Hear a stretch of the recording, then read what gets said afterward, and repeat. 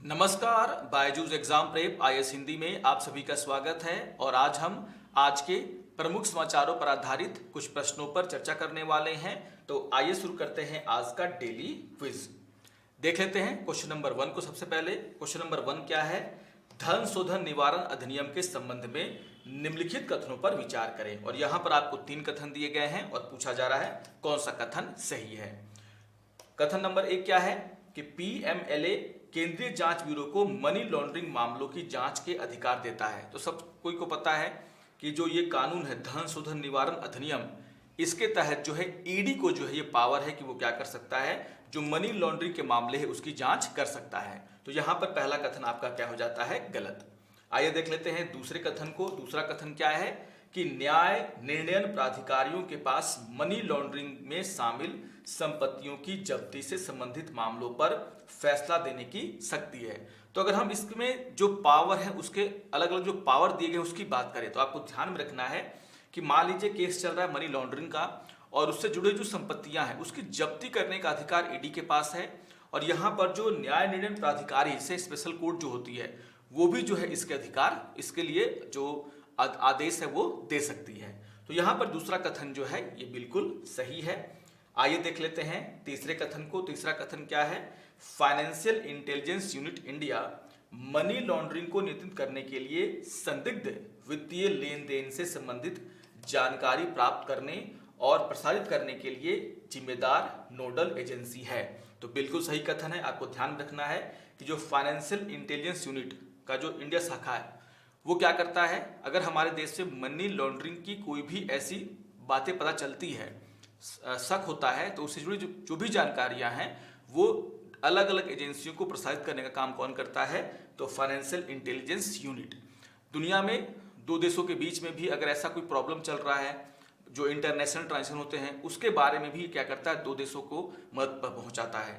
तो ये बहुत ही इंपॉर्टेंट है जानना कि जो फाइनेंशियल इंटेलिजेंस यूनिट है वो एक ऐसा नोडल एजेंसी है जो मनी लॉन्ड्रिंग को से जुड़े हुए जो भी ट्रांजेक्शन वगैरह है उसकी जानकारी जो है जांच एजेंसियों को या फिर जो अन्य फाइनेंशियल जो कंपनियां हैं उनको मुहैया कराता है। तो याद रखिएगा कि यहाँ पर जो तीसरा कथन है वो भी क्या है? सही है। यानी कि 2 कथन सही हैं, 1 कथन गलत है। इसीलिए यहाँ पर जो क्वेश्चन नंबर 1 है उसका आंसर होगा आपका ऑप्शन नंबर बी। 2 कथन यहाँ पर क्या है? सही है। तो मैंने जो है आपको जो धन शोधन निवारण अधिनियम है उसके बारे में यहाँ पर जानकारी भी दे दी है। ये कि कौन कौन सा पावर ईडी को देता है वो भी मैंने यहाँ पर आपको दे दिया है। अगर हम इससे जुड़े हुए न्यूज़ की बात करें तो एक बहुत ही इंपॉर्टेंट एडिटोरियल आज के द हिंदू समाचार पत्र में आया, the PMLA a law that has lost its way. तो काफ़ी इनिशियल तरीके से यहाँ पर समझाने का प्रयास किया गया कि आखिर पीएमएलए को कब क्यों बनाया गया था, इसका उद्देश्य क्या था। तो इसको जरूर आप लोग पढ़ सकते हैं। आइए देख लेते हैं क्वेश्चन नंबर 2 को। क्वेश्चन नंबर 2 क्या है? जनरेटिव आर्टिफिशियल इंटेलिजेंस के बारे में निम्नलिखित कथनों पर विचार करें। 3 कथन यहाँ पर दिए गए हैं और पूछा जा रहा है कौन सा कथन सही है। कथन 1 क्या है कि जनरेटिव आर्टिफिशियल इंटेलिजेंस छवियों, संगीत या पाठ जैसी नई सामग्री बनाने के लिए आर्टिफिशियल इंटेलिजेंस सिस्टम की क्षमता को संदर्भित करता है। तो बात सही है। अगर हम बात करते हैं जनरेटिव आर्टिफिशियल इंटेलिजेंस की, डीप फेक इसका क्या है? एक बहुत ही इंपॉर्टेंट एग्जांपल है। तो डीप फेक में क्या कर सकते हैं, आप किसी के भी आवाज को निकाल सकते हैं, आप क्या कर सकते हैं उसकी हूबहू छवि बना सकते हैं। ऐसे भी अगर हम देखें तो जनरेटिव आर्टिफिशियल इंटेलिजेंस का अलग अलग एप्लीकेशन है। तो क्या कर सकते हैं, आर्ट एंड डिजाइन को हम लोग क्रिएट कर सकते हैं, हूबहू ओरिजिनल को देख करके ये क्या कर सकता है उस तरह का आर्ट एंड डिजाइन क्रिएट कर सकता है। कंपोजिशन, म्यूजिक कंपोजिशन के लिए इसका यूज किया जाता है, कंटेंट क्रिएशन के लिए इसका यूज किया जाता है, वर्चुअल वर्ड्स के लिए इसका यूज किया जाता है।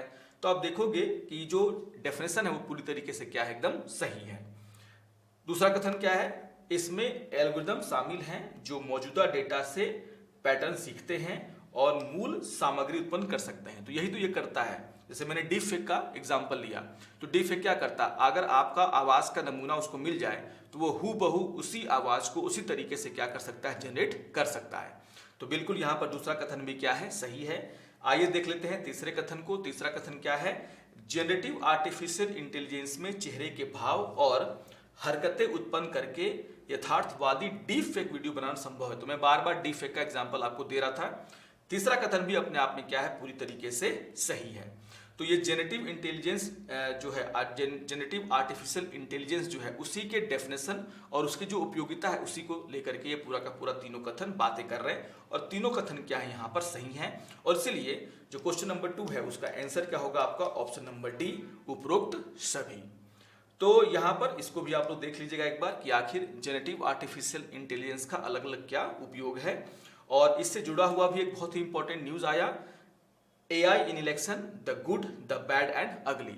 तो आर्टिफिशियल इंटेलिजेंस का क्या उपयोग इलेक्शन में करना चाहिए, उसके क्या चुनौतियां हो सकती है, इससे जुड़ा हुआ एक बहुत ही अलग तरह का जो है ये एडिटोरियल है, काफी इंपॉर्टेंट है। लेकिन आइए देख लेते हैं क्वेश्चन नंबर 3 को। क्वेश्चन नंबर 3 क्या है, भारतीय संविधान की अनुसूची 6 के प्रावधानों के बारे में निम्नलिखित कथनों पर विचार करें। और 3 कथन यहाँ पर दिए गए हैं और पूछा जा रहा है इनमें से कौन सा कथन सही है। तो बात किसी कर रहे हैं हम लोग, छठी अनुसूची की। क्या कह रहा है कथन 1, भारतीय संविधान की छठी अनुसूची भारत में राज्यों के बीच सीमाओं के सीमांकन से संबंधित है। तो आप सभी को पता है कि छठी अनुसूची जो है राज्यों के बीच सीमाओं का सीमांकन नहीं करती, बल्कि इसमें जो 4 राज्यों के नाम लिखे गए हैं, असम, मेघालय, त्रिपुरा और मिजोरम, उनके जो अनुसूचित जनजातीय क्षेत्र हैं, जनजातीय क्षेत्रों में जो है वो क्या करता है, स्वायत्त जिला परिषदों के निर्माण की बात करता है। और इन परिषदों को एक अलग बहुत सारे पावर दिए जाते हैं ताकि ये जो जनजातीय हैं वो अपने तरीके से अपने एरिया का जो है थोड़ा बहुत शासन कर सके कुछ क्षेत्रों में। तो यहाँ पर आप देखोगे कि पहला कथन जो है यहाँ पर क्या हो जाता है, गलत। आइए देख लेते हैं दूसरे कथन को। दूसरा कथन क्या है, यह विशिष्ट जनजातीय क्षेत्रों में स्वायत्त जिला परिषदों के निर्माण का अधिकार देता है। बिल्कुल सही बात है, अभी हम लोग इसको लेकर के बातें कर रहे थे। तीसरा क्या है, अनुसूची 6 के प्रावधान भारत के पूरे क्षेत्र में लागू हैं। तो आप सभी को पता होगा कि ये पूरे क्षेत्र में नहीं बल्कि 4 राज्यों में क्या है, लागू हैं। 4 राज्यों के नाम इसमें लिखे गए हैं छठी अनुसूची में, असम, मेघालय, त्रिपुरा और मिजोरम। तो यहां पर आप ध्यान रखेंगे कि तीसरा कथन भी क्या हो जाता है, गलत। सिर्फ दूसरा कथन सही है, इसलिए आंसर साफ साफ है, आंसर ऑप्शन नंबर बी। तो क्वेश्चन नंबर 3 का आंसर क्या होगा आपका, ऑप्शन नंबर बी। ठीक है। और इससे जुड़ा हुआ जो न्यूज है वो आज के द हिंदू समाचार पत्र में आया है लद्दाख को लेकर के। और आप सभी जानते हैं कि लद्दाख के लोग भी लद्दाख को छठी अनुसूची में शामिल करने की मांग कर रहे हैं। तो काफी इंपॉर्टेंट है, काफी दिनों से चर्चा का विषय बना हुआ है। आइए देख लेते हैं क्वेश्चन नंबर 4 को। क्वेश्चन नंबर 4 क्या है, solar energy corporation of India limited यानी कि सेकी के संबंध में निम्नलिखित में से कौन सा कथन सही है। 3 कथन यहां पर दिए गए हैं। पहला कथन क्या है, सेकी एक सरकारी एजेंसी है जो भारत में सौर ऊर्जा परियोजनाओं को बढ़ावा देने और उनके कार्यान्वयन को सुविधाजनक बनाने के लिए जिम्मेदार है। बिल्कुल सही बात है। जब हम बात करते हैं solar energy corporation of India limited, तो जब हमने अपने देश में सोलर एनर्जी को बढ़ावा देने का काम किया, बड़ी बड़ी परियोजनाएं जब हमने शुरू की, तो हमें एक ऐसी एजेंसी की जरूरत थी, एक ऐसी कंपनी की जरूरत थी जो इन परियोजनाओं को सही तरीके से लागू करवा सके। और इसी को ध्यान में रख के आपको ध्यान में रखना है कि नवीन और नवीकरणीय ऊर्जा मंत्रालय के तहत क्या किया गया, एक पब्लिक सेक्टर यूनिट है उसका हम लोग ने क्या किया, निर्माण किया 2011 में। और इसका काम क्या है, तो सौर ऊर्जा के क्षेत्र में जो भी बड़ी बड़ी परियोजनाएं हैं उनको किस तरीके से लागू करना है, आसानी से लागू करना है, इस पर ये क्या करता है, काम करता है। तो याद रखिएगा यहाँ पर जो पहला कथन है वो क्या है, सही है।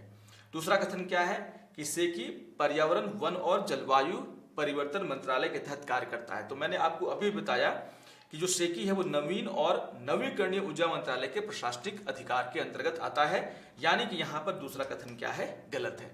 तीसरा कथन क्या है, सेकी भारत में सौर ऊर्जा के लिए टैरिफ दरें निर्धारित करने के लिए जिम्मेदार है। अभी हमने जो पहला स्टेटमेंट देखा उसके धार को भी अगर आप देखते हैं तो ये कथन क्या हो जाता है, गलत। मैंने क्या कहा कि जो सौर ऊर्जा परियोजनाओं को बढ़ावा देने के लिए और उनको किस तरीके से क्रियान्वित किया जाए उसको लेकर के ये काम करता है, ना कि ये क्या करता है, टैरिफ दरें निर्धारित करता है। तो तीसरा कथन अपने आप में ही पढ़ते ही आपको समझ में आ जाए कि ये क्या है, गलत है। यानी कि एक कथन सही है, इसलिए क्वेश्चन नंबर 4 का आंसर होगा आपका ऑप्शन नंबर ए। यहां पर सिर्फ एक कथन क्या है, सही है। आइए आगे बढ़ते हैं और देख लेते हैं एक प्रीवियस क्वेश्चन को। अटल इनोवेशन मिशन किसके अंतर्गत स्थापित किया गया था। तो आप सभी को पता है कि नीति आयोग के अंतर्गत। तो क्वेश्चन नंबर 5 आंसर क्या है आपका, ऑप्शन नंबर सी। तो इस तरह के छोटे क्वेश्चन भी पूछे जाते हैं इंपॉर्टेंट योजनाओं से। आइए अब आज के तथ्य के ऊपर चर्चा कर लेते हैं। और आज का तथ्य क्या है, मिट्टी का लवणीकरण। तो आप देख सकते हैं फिगर में भी कि जो मृदा का लवणीकरण का मतलब क्या होता है कि जो मिट्टी है उसमें जो लवणों का संचय है, यानी कि उसकी जो मात्रा है वो क्या हो जाती है, धीरे धीरे बढ़ने लगती है, जिससे जो मिट्टी की उर्वरक शक्ति है वो क्या हो जाती है, कम हो जाती है, पौधों का विकास रुक जाता है। आप देख भी सकते हैं फिगर में। तो यहाँ पर जो है ये बहुत बड़ी समस्या बन करके भारत में उभर रहा है। तो यहाँ पर जो है ये आपको ध्यान रखना कि ऐसा होता क्यों है। तो जो कृषि पद्धतियां हैं जैसे अत्यधिक सिंचाई, उर्वरकों और रसायनों का अनुचित उपयोग, है ना, सिंचाई के लिए खारे पानी का उपयोग करना, ये प्रमुख कारण है जिसके कारण जो मिट्टी का लवणीकरण जो खेतों का जो है खेतों में बढ़ता जा रहा है। तो इसको भी थोड़ा सा आप लोग देख लीजिएगा, काफी इंपॉर्टेंट है ये। छोटे छोटे जो आपके क्वेश्चन है वो आपके प्री में से आ सकते हैं। तो आशा करता हूं कि आप सभी को आज का डेली क्विज पसंद आया होगा। सारे क्वेश्चंस बहुत इंपॉर्टेंट हैं और उनसे जुड़े टॉपिक वो और भी इंपॉर्टेंट हैं। तो इन सभी को आप लोग थोड़ा सा टाइम दे करके क्या कर लेंगे, एग्जाम पॉइंट ऑफ व्यू से रिवाइज कर लेंगे। और अगर आपको ये सत्र अच्छा लगे तो आप जरूर इसको लाइक करेंगे। अगर आप पहली बार हमारे यूट्यूब चैनल पर आ रहे हैं तो जरूर इसको लाइक और सब्सक्राइब कर लीजिए ताकि ये प्रोग्राम आपको आसानी से मिल सके। तो मिलते हैं अगले सत्र में कुछ और नए क्वेश्चंस के साथ। तब तक के लिए नमस्कार और धन्यवाद।